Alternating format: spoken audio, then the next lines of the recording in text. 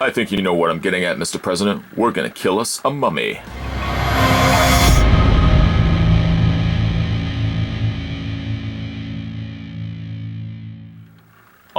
Today we're going to be going back and having a look at the NECA Cult Classics Series for Bubba Ho-tep Sebastian Haff.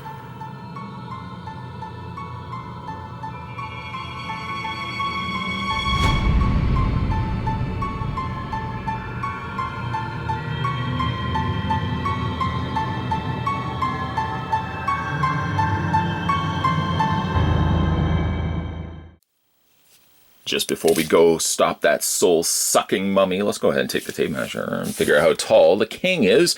Sebastian Haff stands at 7 inches in height. Sadly, several years later, after reviewing this guy the first time around, I've somehow misplaced his display base. He would essentially have like a grassy terrain in which he would stand atop of along with his walker here. I have everything else. I'm going to have to go see where I put it. If I didn't put it in Ziploc bags, or as you probably saw at the beginning of this review, I had put it back in its clamshell, but the clamshell was already opened. Yeah, so the base is probably somewhere. I'm going to have to see if I can find it, because I would want to put the two together, as Sebastian Haff and Bubba Ho-tep will connect together via their display bases. Sadness aside, let's move that along. He does come with this walker, which I still have intact, despite for the fact it is a softer plastic material. Very frail, as probably as frail as the king of rock and roll here. Despite that, it still has held up relatively well. The wheels do not spin on it. In fact, they are just all staction. You can't really do too much with it, but at the very least it's painted very nicely in several different shades of gray, some silvers, some blacks, making out a really well-detailed little walker here. Also come included with this is his little bag, his little sash of juju good luck, which, if memory serves me correctly, I think he had like a letter or a picture inside of one of his former roommates. It's been a while since I've seen the movie, but also have still held on to this. It'd be so ironic, the fact that the larger thing, the display base, is the one thing I lose, and yet the little sash here is of the smallest variety, and I still happen to still have this intact. You can go ahead and take that and put it around his neck. It's actually to note as well that it's a actual threading. It's actual like a yarn threading as opposed to being plastic. Something that I think new figures fail to have. Back in the day, a lot of things were of the real material. So roping, for example, was actually roping. Nowadays, they seem to go the route of plastic, but it does look good on him. And then, of course, going back to his walker, I do find that the walker doesn't properly fit in his hands. Try as I might, the hands are extremely dense plastic. In other words, prying it apart is next to impossible to then try to get it over top of the handle. So a lot of times, what I've done in the past when I had this guy displayed, I just essentially draped the hand over top of the handle and I called it a day. Unfair and cheap perhaps by this collector, but I mean ultimately I just couldn't get the hands to pry away. You could ultimately heat the hands, try your best to kind of, soften the plastic so that you could pry the hands a little bit further apart. But you can see that they are pretty close together. Even perhaps the might of Hercules himself would not be able to pry those apart. Just FYI.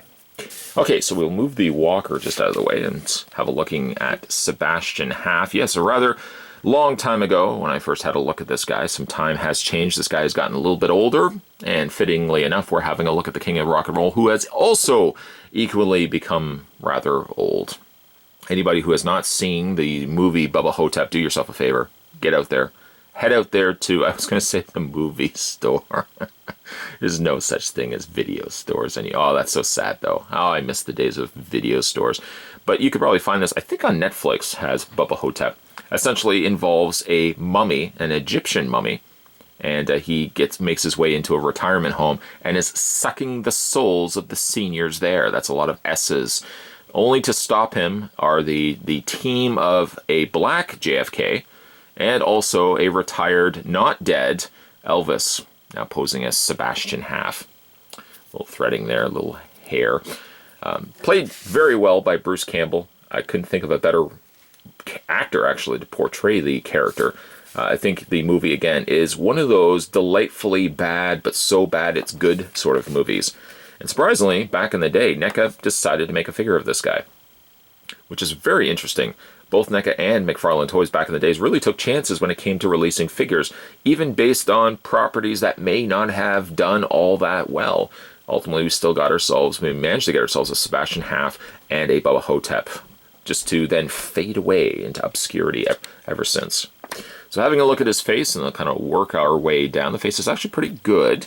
Slightly a little on the darker side for his skin tone. He is definitely darker in the movie as well, but he is very dark here in plastic form. The wrinkles are a little on the excessive point, but again, this is a slightly older figure. I think the release date on this was, I want to say 2006. It could have actually been a little bit later after that. I think it was actually 2008 when this guy was first released. So there is some age could be said for the sculpting. The hair is otherwise pretty good. You know, they've added a little bit of like a white dry brushing there of the older hair on the king here. No, you cannot remove the glasses. If anybody was wondering, the glasses are not removable. Then get a load of his jumpsuit. It's interesting the fact that he would even be able to fit in his jumpsuit and yet managing still to do so. The king is a little on the more heftier side, which I'm sure we can all agree to happens when you get a little bit older. You get a little fuller, a little bit more relaxed. The king definitely has been relaxed over the years of his retirement. Yes, his jumpsuit is primarily white, but then if you kind of get close looks at it, I'm not going to spend a whole lot of time on the king's groin, but if we look at least the pants, you can see that they've painted in this rather dark purple color added to the interior areas of the thigh, so it really does have these little wrinkles stand a lot better than normal. All the little sequins running up down the sides of the split on the legs. There's the king's boots down below there. Oh, actually right there, 2005 NECA Toys. Got the split on the legs as well. Like I said, you got the sequins running all the way up, a sequined belt, a sequined jumpsuit jacket, and of course a sequined cape. There's sequins everywhere. Apparently these jumpsuits cost a fortune. Several tens of thousands of dollars were spent creating the king's suit. Allegedly, there was plans to have the king do, I think, a return tour. I believe it was in Jerry the King Lawler's book that they had planned a laser suit. Somehow something that would be projecting lasers. I don't even know how that would have happened. But his pose is a very stoic, very familiar sight for Elvis. The taking care of business, or I don't know, whatever quote you would like to add to that, is what he's doing currently with his hands. The hands do have a slightly aged look to it, just by the nature of the way they sculpted, but again, it works well for a rather aged king. Sebastian Haff is rather old in the movie. I guess it would make sense that his hands equally so. Right down to the smallest of details, the rings are captured very well. They're painted very nicely in gold. Got some jewels happening there as well. If we flip over to the other hand, on the other hand, got a couple of rings happening there as well. His scarf is slightly of a different color. It almost seems a little bit more pearlesque versus the rest of the otherwise white. And again, that kind of purple tint that they've added to the jumpsuit. The cape is not removable. I suppose it is removable, but that would involve you ripping it off and then crying later that you've broken the cape. But the cape is not removable. There's like a peg on there, but again, it just looks like it's been glued on rather than anything else. Let's get a load of the king's articulation. His head rotates technically all the way around.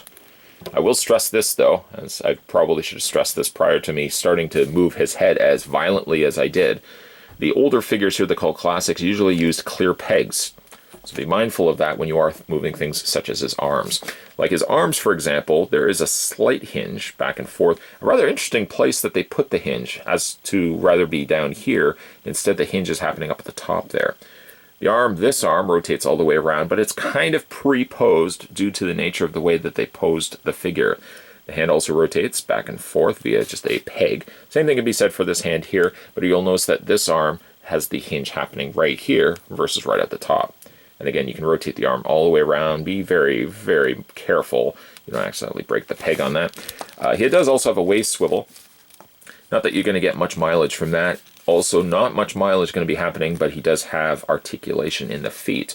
A really nice looking king. It's a shame that we never got ourselves a JFK. Would have been nice to have the two side by side battling Bubba Ho-tep. You may find yourself having to take care of business, so to speak, if you want to acquire Bubba Ho-tep's Sebastian Haff for yourself.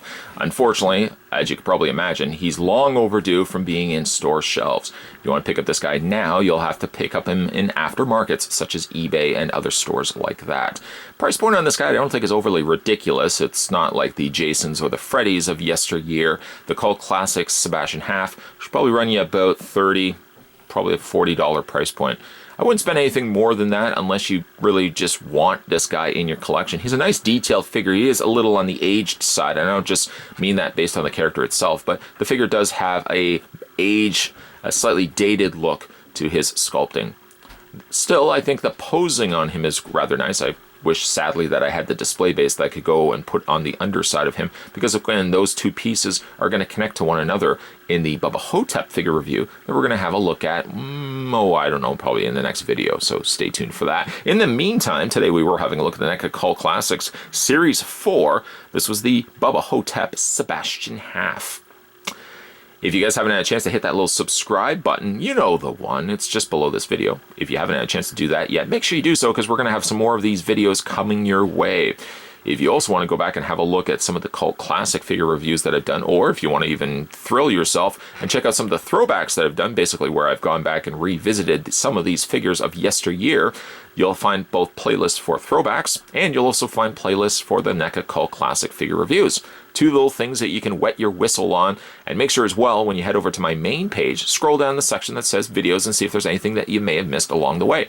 I'm always posting new content. Make sure you haven't missed out on anything, because I really like reading newer comments in older videos. I'm gonna have some newer videos coming your way, guys, so as always, thanks for watching. I'll see you guys next time.